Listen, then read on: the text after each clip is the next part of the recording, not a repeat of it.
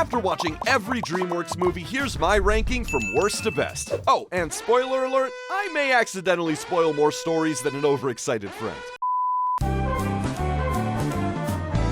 At number 53, we've got Megamind vs. the Doom Syndicate. The movie people either haven't seen or pretend they haven't, even if they did. He's a horrible fellow, which nobody can deny. Right off the bat, this looks like it was animated on 2 hours of sleep and an overworked GPU. The humor is awful, the plot is nonsense, and the entire film feels like a wrong turn from the original. How sad is that? At number 52, we have Trolls World Tour. Oh, sick! Totally works! Nope, nothing works in this movie, Queen Barb. Sure, you've got pop trolls, country trolls, classical trolls, K-pop trolls, basically every music stereotype turned into a plush toy. But that's it! It's a movie that looks like funfetti cake but hits like stale bread. At number 51, we have Spirit Untamed. If this is your first Spirit movie, you're probably having a great time. It's colorful, the horses are pretty, and there are friendship vibes, braids, sparkles. But if you watched the original and loved it, yeah, this hurts. The new Spirit looks less untamed and more like a guest star on My Little Pony. Up next, we have The Boss Baby Family Business at number 50. Yep, that's basically the whole plot. Every 45 seconds, something falls, explodes, or gets launched into the sky. But I'm just trying to figure out how many genres this sequel is juggling. It's a family comedy, a corporate thriller, a spy movie, and why is everybody yelling all the time? At number 49, we have Troll Hunters: Rise of the Titans. Okay, so the animation's great and all, but when you try to cram multiple seasons of lore into one chaotic finale, you start feeling a little overstimulated. But the ending is the real reason this film is so far down the list for me. It basically hits Control Z on like 3 seasons of character development. At number 48, we've got Trolls Band Together.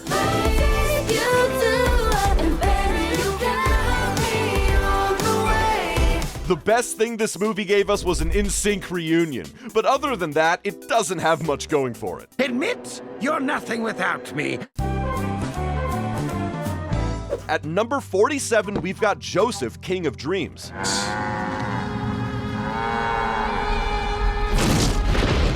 This direct-to-video prequel to The Prince of Egypt really tries, but it still feels like the budget version you watch in class when the teacher forgets the DVD at home. People with nostalgia might rank this one higher, but it feels like the film equivalent of a participation trophy. It's absolutely overshadowed by its older sibling.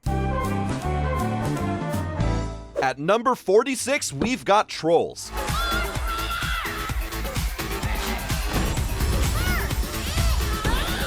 Yep, that's Poppy in a nutshell. She needs glitter like the rest of us need oxygen. She basically throws a rave loud enough for the Bergens to hear, and then acts shocked when they show up like, wait, how did this happen? Girl, you happened. Trolls may be the best film in the trilogy, but really, that's not saying much. Number 45 on the list is Turbo. This movie wasn't bad per se, just forgettable. The creativity goes exactly as far as snail goes vroom vroom. That's it. That's the plot. Huh? Oh, and is it just me or is it giving Cars plus Ratatouille? Are you sure about that? At number 44, we have Orion and the Dark. Can't have fireworks without the dark! Technically, you can set them off at any time of day. Well, technically, Shut the f*** up. It's a nice premise, Dark trying to help Orion with his bajillion fears, real therapy coded. But then the plot twists start. Plural. Too many. Okay, spoiler alert. Halfway through, the movie suddenly goes, surprise, adult Orion is telling this story to his daughter. And then it goes, Double surprise! His daughter, Hypatia, comes back to change what happened. And then, wait for it, triple surprise! Hypatia's son, Tycho, comes back to take her back to her time. At this point, the plot isn't just twisting, it's doing gymnastics. I ain't gonna lie, we gotta get his in his props. That shit was trash. At number 43, we have Abominable.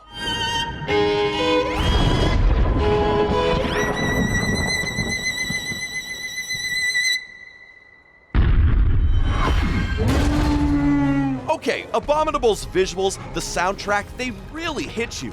But besides that, it felt kinda bland. I mean, the story is basically the default cryptid plot, right? Kid finds magical creature, wants to protect it, evil adults want to study or kill it. You know, just predictable.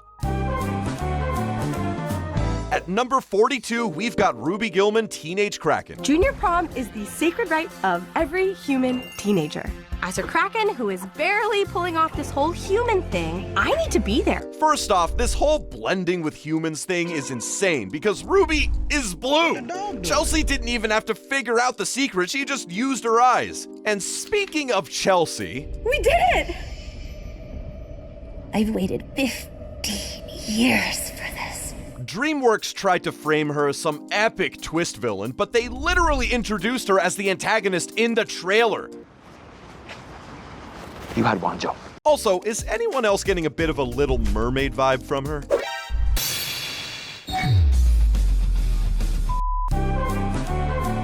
Up next, taking the number 41 spot is The Croods: A New Age. Yes, I can. No. Banana? I tasted one once, long ago. This film was just... The family acts like they've never seen bananas, even though Guy literally bribed punch monkeys with them in the first movie. Ugh, pay attention, writers! At number 40, we've got... I like how it's completely acceptable in this universe to sew the head of a dog onto the body of a man. No ethics board, just running on vibes-based science. It's fun, but it quickly gets overwhelming. At number 39, we've got Shark Tale. This movie claims to be family-friendly, yet somehow includes adult jokes, gambling, and a fish so smoking hot Oscar can't lift his jaw off the floor. Honestly, he didn't deserve Angie. Like, at all. The only good thing about this movie, though, is the cast. I still can't believe Martin Scorsese read this script and said, Hey, that's pretty good. Sure, yeah, I'll be a pufferfish. At number 38, we've got The Boss Baby. With a title like that, your expectations should already be somewhere underground. And honestly, it's not terrible. Tim and Ted team up to fight the ultimate threat to baby capitalism. I mean, who wouldn't laugh at the idea of puppies taking over the baby market? Oh, wait, that's basically real now. 70% of millennials would rather have pets than kids. Okay, we are cooked. Coming up, we've got Monsters vs. Aliens at number 37. What's going on? What's happening here? You're all shrinking! Really, Susan, you're shooting up like a radioactive beanstalk, and you think everyone else is the problem? And speaking of people who are actually the problem... You forgive me. Of course. It wasn't your fault you got hit by a meteor and ruined everything. Forget Galaxar. Derek's the one who made my blood pressure spike. At number 36, we've got Mr. Peabody and Sherman. As far as I'm concerned, they get married too young in ancient Egypt. Or perhaps I'm just some old geezer. The historical jokes probably flew over kids' heads, but as a history buff, man, I had a blast. But we need to talk about the real issue here. Oh yeah, fetch. Go on, doggy, go get your lunch. Go on. Penny bullies Sherman and nearly gets him killed, but the movie still tries to frame it as a cute little romance? Come on. You're better than this. Dreamworks. At number 35, we've got Home. You are all invited to a party! Wow, my man O really sent a galactic Evite to the one species actively trying to annihilate them. The logic in this world is glued together with just vibes. Because how is Captain Smek's authority intact with just using the shusher? Why is it called the shusher? Shush!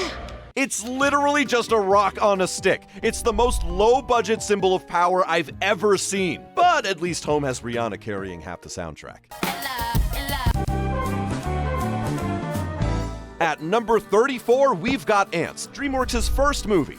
Don't you want your 8-bit beer? Call me crazy, but I have a thing about drinking from the anus of another creature, okay? Suit yourself. For a kids' movie, it's sure packed with swearing and jokes no child should understand. You useless, ungrateful maggot! What'd I do? Ungrateful maggot! What'd I do? But the wildest part is that Dreamworks went from this to the Prince of Egypt in just a few months. From uncanny ants to a biblical epic. Legendary glow-up. Coming in at number 33, it's Shrek the Third. Onward, my new friends, to our happily ever afters! So Prince Charming is back, still salty about losing his happily ever after, and now he's leading a community theater-themed uprising. The problem isn't that this film is bad, it's just aggressively fine, especially compared to the first two. At number 32, we've got Sinbad, Legend of the Seven Seas.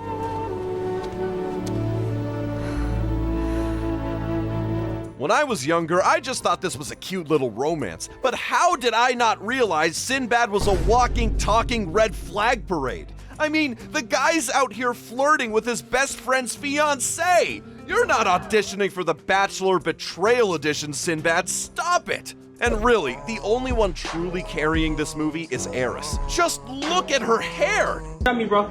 Get your funky ass on! Get your son! At number 31, we've got Captain Underpants, the first epic movie. Now I take to the sky like an ostrich!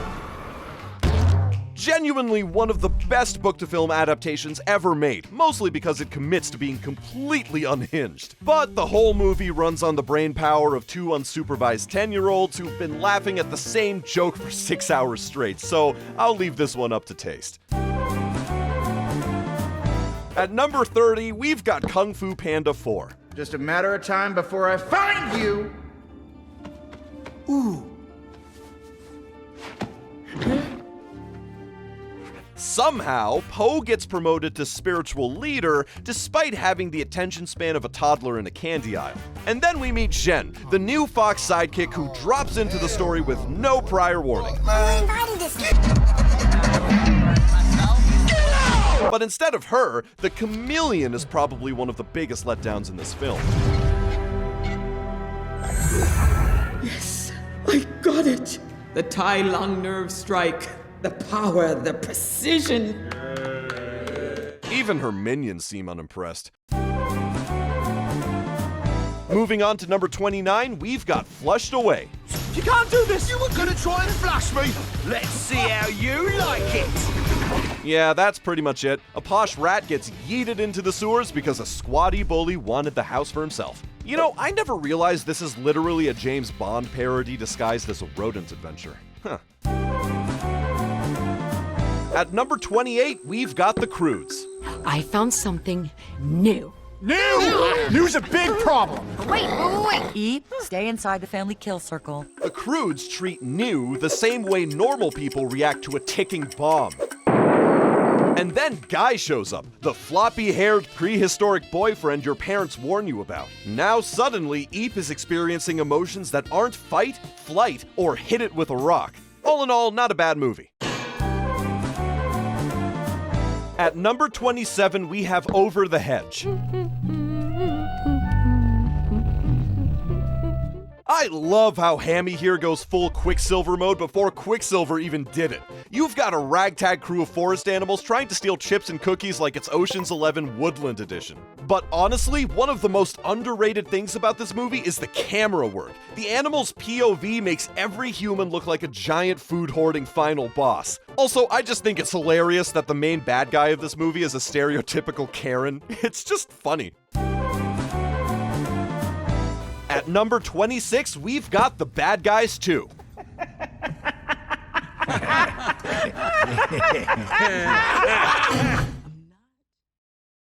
Seems like Dreamworks has some unspoken rule that any snow leopard on screen must immediately be a villain.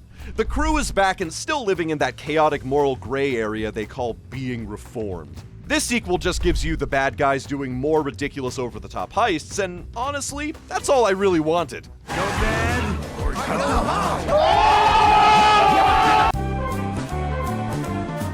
Stumbling into number 25, we've got Kung Fu Panda 3. This movie opens with Kai throwing hands at Master Oogway in the spirit realm. Like, sir, Oogway retired and became spiritual vapor. Can he not get 5 minutes of eternal peace without someone drop-kicking him?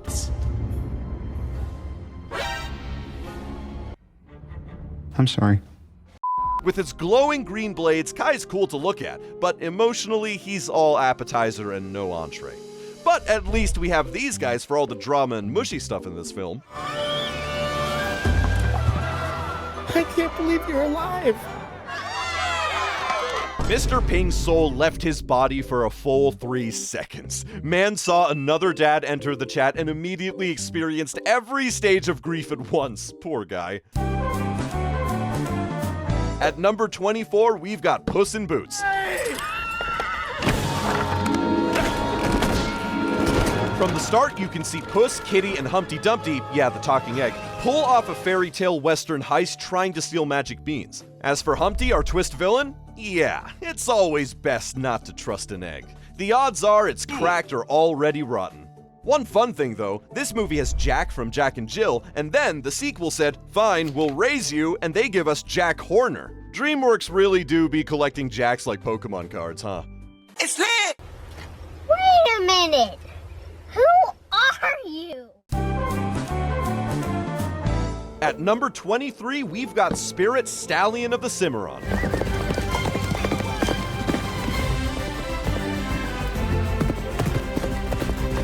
Spirit looks at the camera with more emotion than half of Hollywood. Shut the up! Shut the up! Shut up! Look at this dude. Remember how this film turned all of us into emotional wrecks over a horse that doesn't even speak. This film raised me. It was my entire childhood, but rewatching it as an adult, yeah, you need emotional insurance in at least 2 days to recover. Still undoubtedly one of DreamWorks' most beautiful films. Spirit, who could not be broken.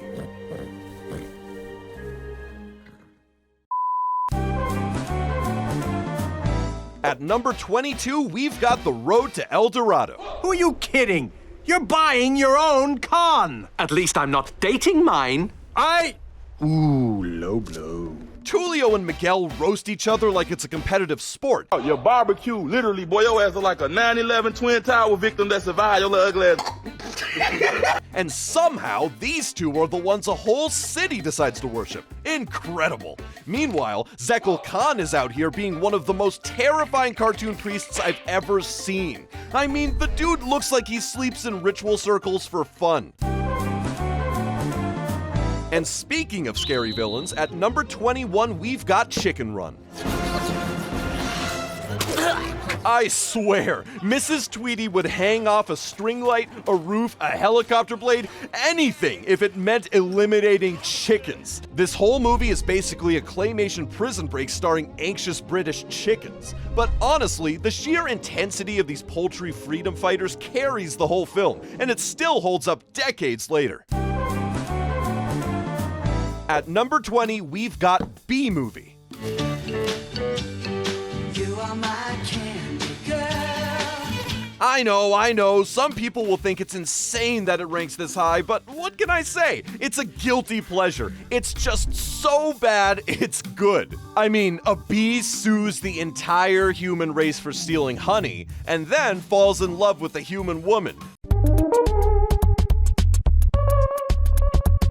And somehow, the villain, Ken, is the only sane character here. He's the one guy asking the necessary questions, like, why is my girlfriend flirting with an insect? The B-Movie is ridiculous and scientifically illegal, but yeah, we love it. At number 19, we've got Shrek Forever After. they live happily Ever? After. Okay, so if you pretend Shrek the Third never existed, this right here is a perfect transition. Fairy Godmother ended Shrek 2 with Ogres don't live happily ever after! This one opens with Shrek doubting his happily ever after, and Rumpelstiltskin is miles better than Charming ever was as a villain. I'm stronger. I'm smarter. I'm better. I am better. Overall, it's not the funniest Shrek, but it's a much better send-off than I expected. At number 18, we've got the bad guys.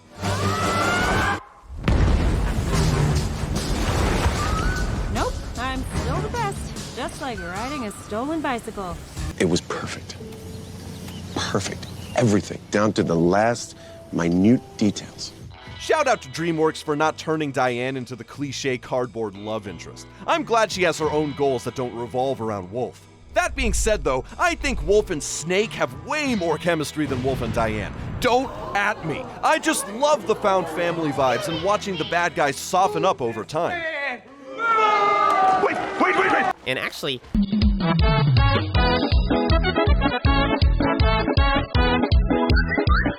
It isn't the deepest heist story ever made, but it's clever and impossible not to love. Crashing in at number 17, we've got How to Train Your Dragon: The Hidden World. You'll be safe there. Safer than you could ever be with me. It's okay. I love you too. And I want you to be free. Alright, so the finale was beautiful and the animation slapped hard, but it also felt like getting hit with a breakup text I definitely wasn't ready for.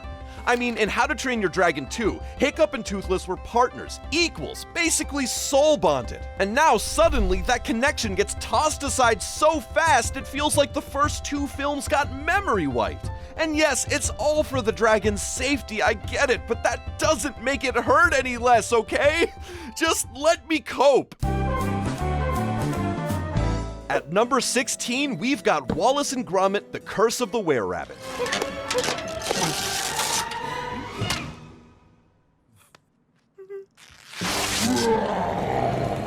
The way Victor gets smacked in the face by airborne undergarments while a giant rabbit screams at him?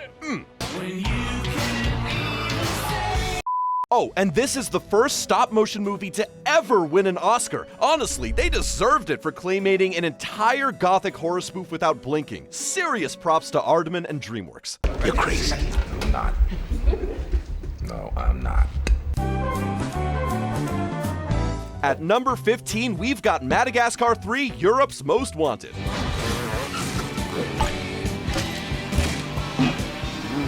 Captain Dubois taking that hit like she's made of titanium? Yeah, that tells you everything you need to know about her. After the last movie's events, the gang just wants to go home to Central Park Zoo. Seems simple, right? They stumble into a circus and suddenly we're watching a depressed Siberian tiger fold himself into a yarn ball. The only drawback is that emotionally, this film is a bit lacking. It chooses chaos over depth. But when the chaos is this entertaining, who's complaining? At number 14, we've got Rise of the Guardians. There will always be fear. So what? As long as one child believes, we will be here to fight fear. This whole movie is basically the childhood mascot Avengers. You've got a buff Russian Santa, an Australian Easter Bunny with anger issues, a hummingbird toothberry, and Jack Frost, the emotionally unstable winter himbo. The world building, the magic, everything makes my inner child so happy. My only complaint? Sandy deserved more screen time. Pitch really yeets him out of the movie for a good while, and I'm still angry about it. Landing in at number 13 is Penguins of Madagascar, a film absolutely stacked with Hollywood stars. Nicholas Cage them. Charlize, they're on the ray. You, Jack, man the battle stations. Baby, I'm playing on you tonight. Hunt you down, eat you alive. Good one, Dave. But honestly, what makes the movie hit even harder is that underneath all the celebrity puns, Private actually gets a real character arc, which is already more depth than most animated spin-offs ever attempt. So this movie gets a big smile and wave from me. At number 12, we've got The Wild Robot.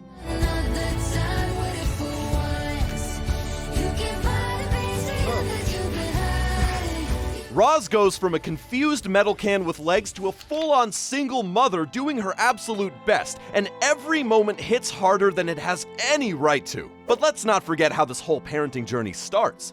Roz accidentally commits mild egg-related manslaughter and immediately goes, well, oh shit, guess I'm responsible for this egg now. Oh, not that one, no. Their dynamic is adorable. Roz learning how to parent and Bright Bill learning how to exist, both of them growing in ways that put actual human parents to shame. A-?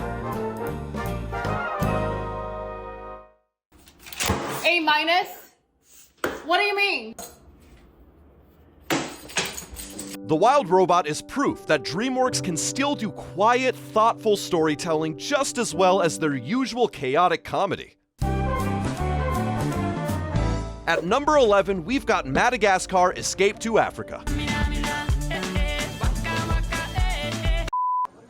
Honey, he's come home. What?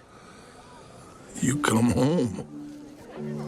The emotional stuff actually lands hard here. Alex reuniting with his parents is genuinely sweet, and watching him try to reconnect with his past while still being a spoiled New York performer is hilarious. And the villain, Makunga, is basically a dollar store version of Scar from The Lion King. He clearly doesn't know what he's doing half the time. And of course, a special shout out to the penguins for committing vehicular crime against that indestructible granny.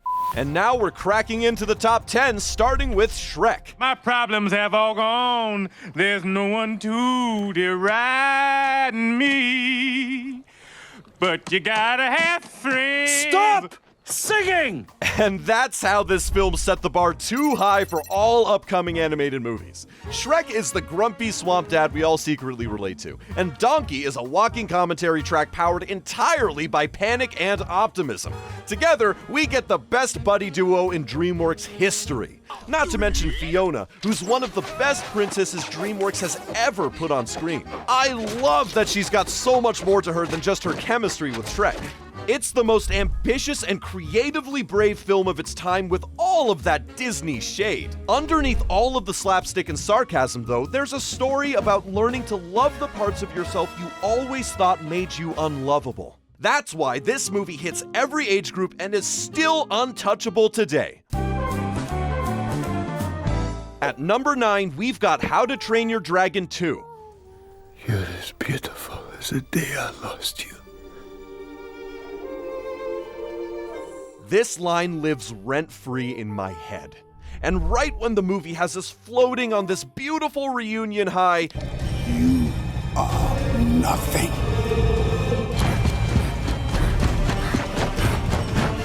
Toothless! Don't! Pick up! Son! No!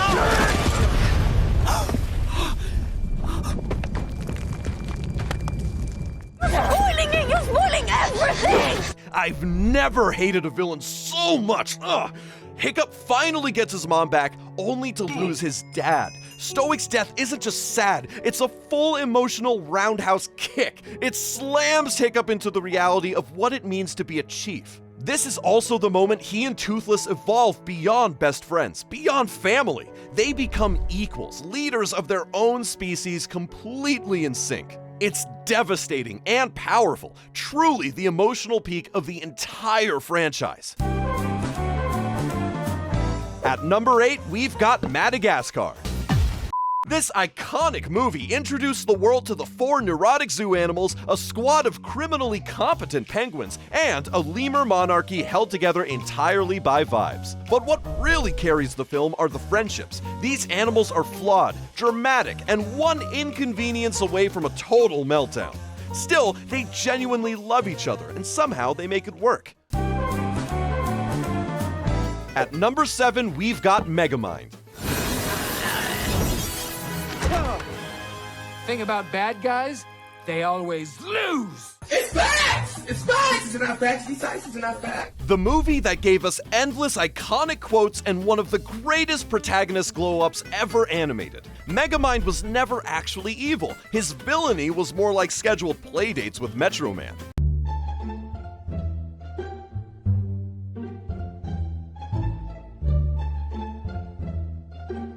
Most villains conquer cities or enforce scary laws after defeating their enemy. Megamind, on the other hand, immediately gets bored enough to spiral into an existential crisis.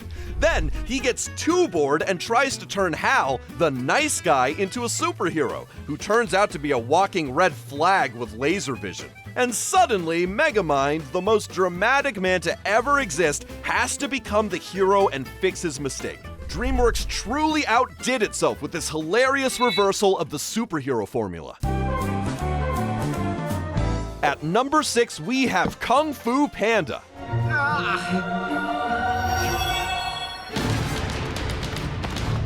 The scroll has given him power! No, Tai Lung, that's just the power of imagination. God, I love Po. He's anxious, clumsy, starstruck, and somehow still the chosen one. He's basically all of us trying to act confident while internally screaming. And then there's Mr. Ping, who's both a top-tier father and an elite scammer. You don't add some kind of special sauce or something? Don't have to. To make something special, you just have to believe it's special. But nothing tops Tai Lung's escape. The guards were trained for exactly one job, to stop Tai Lung, and he still folded them like origami. Truly the most beautifully choreographed prison break scene in animation. Heading into the top 5, we've got the Prince of Egypt. Faster!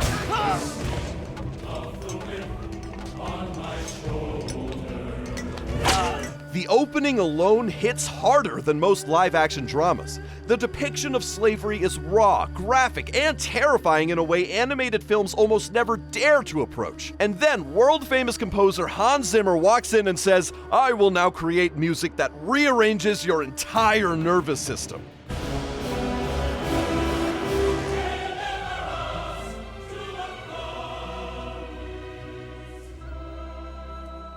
As a kid, all of this went straight over my head, but as an adult, I'm still reeling from this cinematic masterpiece. But my favorite moment from this film has got to be the final plague, and how it ends with absolutely no people and complete silence. So haunting. Honestly, this film could easily be in the top 3 if I didn't personally lean towards lighter movies. Just an incredible movie. At number 4, we've got Puss in Boots: The Last Wish.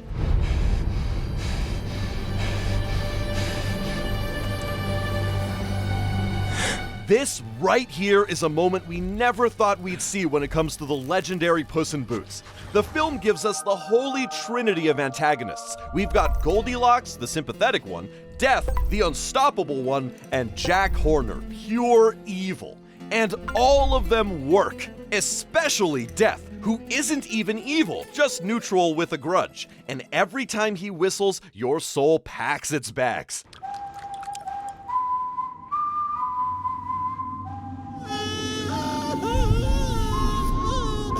Perito also deserves a medal for making the annoying sidekick trope work in 2022. He's adorable, but also crucial to the emotional arc. They actually gave him depth instead of just, haha, silly dog noises. And then there's Puss's panic attack scene. It's easily one of the best depictions of anxiety in animation.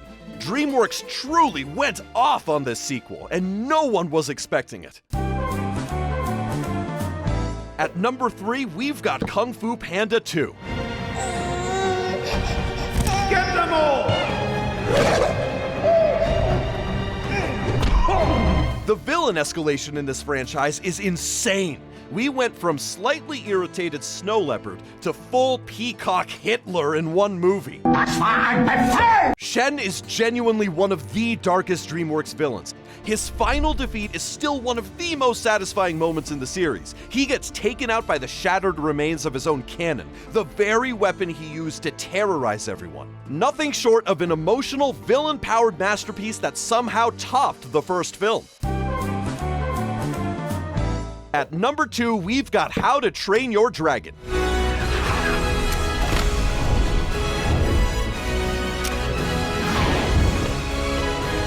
Wow, Dreamworks really went from goofy monsters and aliens to dropping a coming-of-age story so powerful it spiritually rewires you. The story is simple but perfect. A boy raised to kill dragons meets one and decides that maybe genocide isn't his vibe. And how could he when Toothless is cuteness overload? Visually, this film flexes harder than anything Dreamworks made before it. The flight shots, the cinematography, oh, and don't even get me started on John Powell's score. That man didn't write music. He opened the gates to Valhalla and handed us hymns. Then comes the finale. Hiccup losing his leg and Toothless saving him was like an emotional punch to the gut. So close to being number 1, but still one of the greatest animated films ever made. And finally, at number 1, we have the undisputed champion, Shrek 2.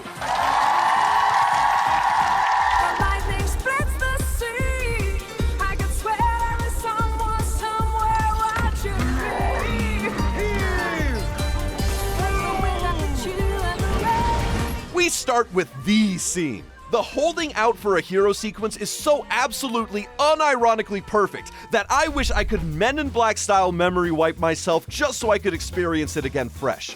But this movie isn't just funny, it's also shockingly emotional. Fiona is torn between two worlds, royalty and swamp chaos. Shrek is wrestling with insecurity and identity. They're both struggling in their own ways, but still manage to grow toward each other. Shrek 2 is endlessly quotable and genuinely iconic. It's the rare sequel that doesn't just live up to the original, it launches it out of a medieval catapult. The only bad thing about this film is not being able to watch it again for the first time.